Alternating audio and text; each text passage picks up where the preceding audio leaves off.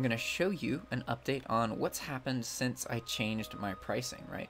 In the beginning of this series, I changed my minimum markup from $10 to $5. So now, some really interesting things have happened because of that. When I started doing this, I thought that it would take like, 24, 48 hours to just change all of my items, right? And then from that point on, I would only have the sales that have a $5 minimum, right?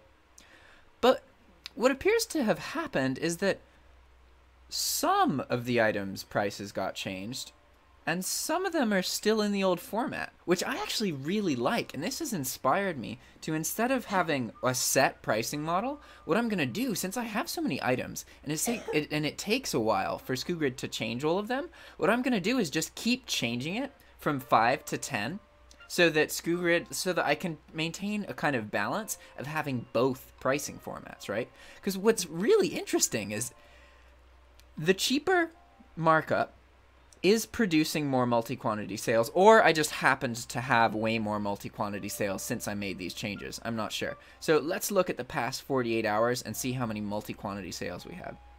Okay, we have a 3-quantity sale. We have a 2-quantity sale.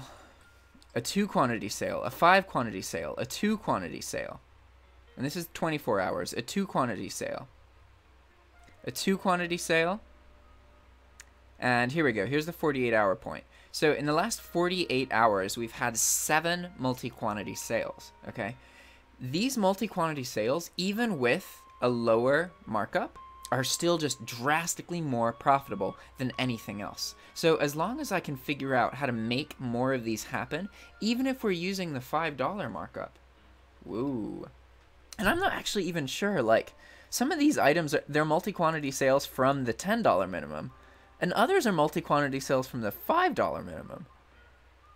It's really interesting, and you can tell by the price point.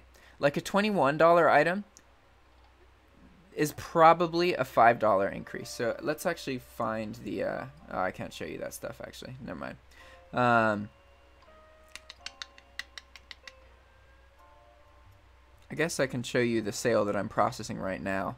So we scroll down, where's the sale I'm working on right now? Jam paper, where are you? Here we go. Alright, so this is a 5 multi-quantity sale for $105, and it costs me $47 to fulfill. Pretty legit. Most multi-quantity sales, like, the closer they are to 10 quantity, then they're even more profitable. But typically, you get about the amount of money that you spend in profit, right? So, okay, that's not entirely true, because on $105, we're going to pay, like, let's say $15 in fees, so $90. So in reality, we're actually profiting like $40. But still, that's $40 on one sale, especially a $105 sale. That's a lot. And with this specific sale, it's interesting because I've learned that one advantage that bulk gives is that since you don't have to find items, if the source that you're using doesn't properly kind of place their items in their databases, like for example this item, when I tried to find it in Walmart.com, I could not find it. When I tried to find it using Google, I could not find it. The only way I was able to find it was by looking it up in my SKUgrid to get the direct link, right? And the only reason I have the link in the first place is because I just scanned everything and just posted a bunch of stuff. So it's an item that's hard to find in Walmart's database, even if you know what it is and you are looking for it.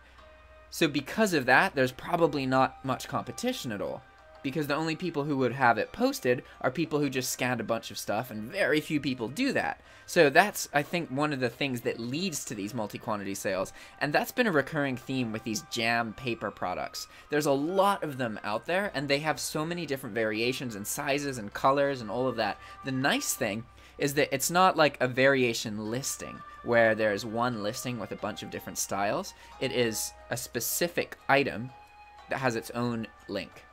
And there's tons of different links, right? But that means that bulk works with it, whereas with variations, bulk doesn't work so well. So I just wanted to give you an update. Moving forward, I'm going to be changing my pricing probably once every week, just so that I can get this kind of nice balance of multiple pricing strategies. Because normally, when you don't have them, and say you only have 100 items, you can only have one pricing thing set up in your SKUgrid. But because I have so many, I can take advantage of the fact that it takes a while to update all of my items and try and find a balance in between keeping some of my items with a $10 minimum and some of them with a $5 minimum. Because what I'm learning is that a lot of the items that I sell that are cheap with bulk, I sell at a $10 minimum because I'm the only one selling them. Because I didn't have to do any product research or do anything like that, right? So even though I lower the price, that person was going to buy it anyway because I'm the only person selling it. So it's not always in my best interest to sell it for less. The only time that it is in my best interest is when people are buying more of them because they are cheaper. So that's what I'm trying to figure out, is to find a balance between...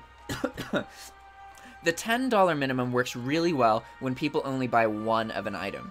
Because, like, a $20 item would cost me, like, you know, $10 to send. That's some pretty good profit.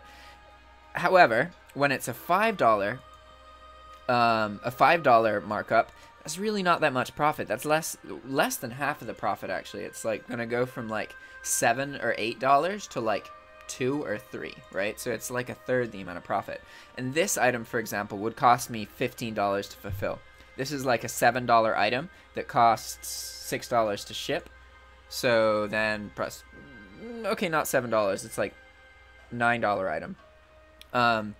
But my point is that I think moving forward, I'm going to try and find this balance, because this is really cool. I like what's happening. There's been a bunch of sales. I'm not sure why, but who cares? All right, guys, just thought I'd give you an update. Ciao.